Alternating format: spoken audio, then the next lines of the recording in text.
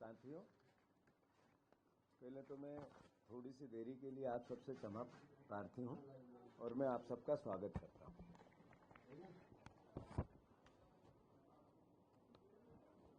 मध्य प्रदेश के मुख्यमंत्री जो जनादेश मिला था वो शिवराज जी के नाम पे मिला था और चूंकि लोकतंत्र की हत्या करने में नरेंद्र मोदी जी को महारत हासिल है, जो हम दो हमारे दो और रंगा बिल्ला की भावना देश में पनपती जा रही है, यानी डिक्टेटरशिप का दूसरा पर्याय बन गया।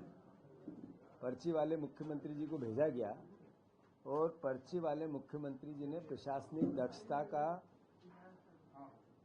एक ऐसा उदाहरण पेश किया कि पूरे देश में किसी राज्य में आज तक नहीं हुआ होगा, किसी देश के किसी राज्य में आज तक नहीं हुआ होगा। मैं मानता हूं कि मध्य प्रदेश के मुख्यमंत्री की स्थिति इतनी दयनीय है कि उनको पता नहीं कि कौन से अधिकारी का कहां उपयोग है और बार बार जब वो ट्रांसफर करके एक अधिकारी को 10 महीने में 5 बार तबादला करना, ये मुख्यमंत्री की अपरिपक्वता को दर्शाता है।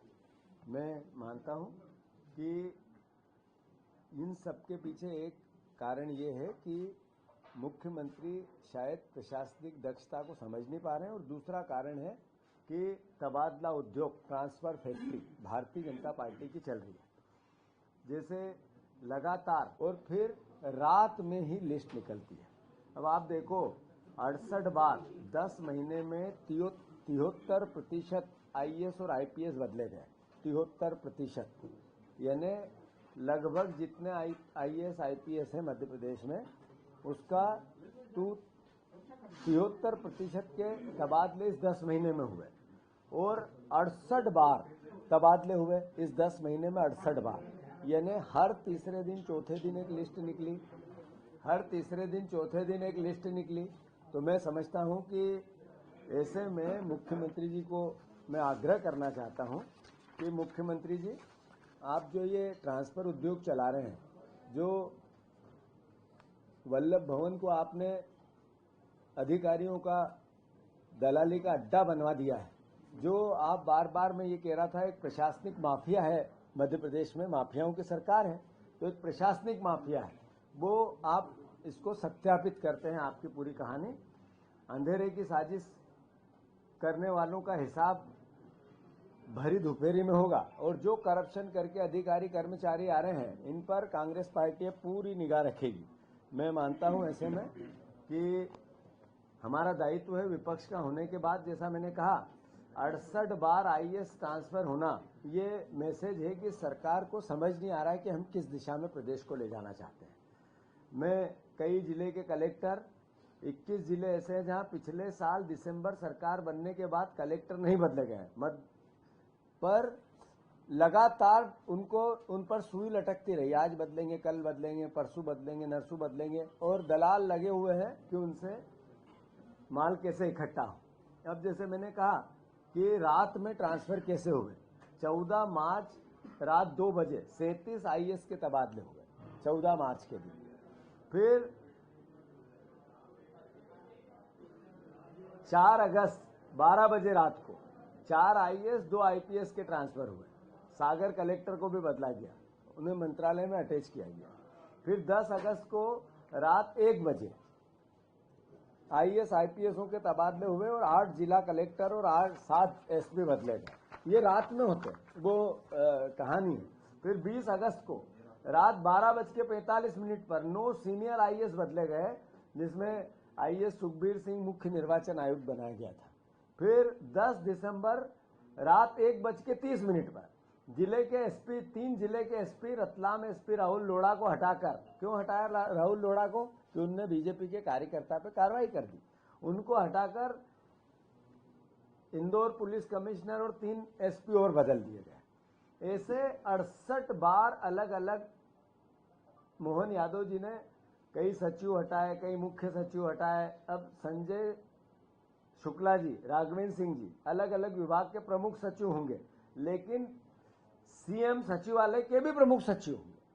मतलब इनके पास अधिकारियों का या तो टोटा है या किसी अधिकारी पे भरोसा नहीं है, तो उस विभाग पे भी मेरा कंट्रोल हो और यहाँ भी मैं रखूं। मतलब मुख्यमंत्री किस दिशा में प्रदेश को ले जाना चाहते हैं?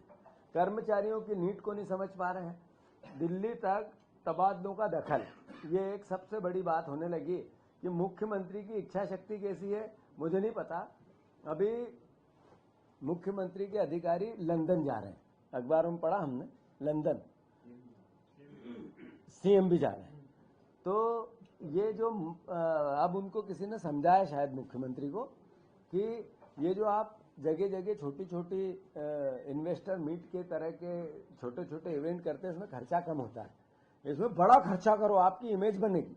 तो इमेज बनाने के लिए अब लंदन की ओर रुख किया है अधिकारियों के साथ। मुख्यमंत्री जी, ये प्रदेश आपको देख रहा है कि आप 100 करोड़ रुपए रोज कर्ज लेते हो, 100 करोड़ रुपए रोज। आप पहले मुख्यमंत्री हो देश में से जो किसी राज्य को 100 करोड़ रुपए रोज आप कर्जा दिलवाते हो। आपकी वित्त में इतनी अनियमितता है, करप्शन में आप, मैंने कहा माफियाओं की सरकार है, आपको केवल कर्ज लेना और करप्शन करना आपकी नियति बन गई है। अब लंदन क्यों जा रहे हैं, क्या जा रहे हैं, कितने देशों की जा रहे हैं, कोई एजेंडा है क्या? नहीं, बस भड़ाक से खड़े हुए और लंदन चलो, अब मेरी इमेज वहां पे बनाएंगे और वहां भी धार्मिक भाषण ही देंगे आप, वहां भी उज्जैन के प्राचीन काल और राम और लक्ष्मण की बात करेंगे। क्या इन्वेस्ट आया मध्य प्रदेश को, इतनी इन्वेस्टर मीट में कितने रोजगार मिले, कितने आपने संसाधन इन्वेस्टर लाके मध्य प्रदेश की आर्थिक स्थिति सुधरी, इस पे कोई मेमोरेंडम आपका कभी किसी को नहीं पता चलता है, केवल विज्ञापन पता चलता है। मैंने जैसा कहा कि 6,000 रुपये किसानों के कर्ज को किसानों के सोयाबीन के दाम को लेके मध्य प्रदेश के किसान आंदोलित थे, उनके बेटे आंदोलित थे। भारतीय जनता पार्टी और हमारे प्रदेश के मुख्यमंत्री और देश के कृषि मंत्री शिवराज सिंह चौहान, ये तीनों हमारी मजाक उड़ाते थे, किसानों की अवहेलना करते थे। इन्होंने कहा हम 4890 रुपये MSP देंगे। मैं पूछना चाहता हूं मुख्यमंत्री जी से कि आपने इतनी तारीख से खरीदेंगे, अब रजिस्ट्रेशन चालू होंगे, अलग अलग बयान दिए, सुर्खियां बटोरी थी। क्या कितना प्रोक्योरमेंट सोयाबीन का सरकार ने किया, सरकार बताएगी? कितनी सोयाबीन खरीदी गई, सरकार बताएगी?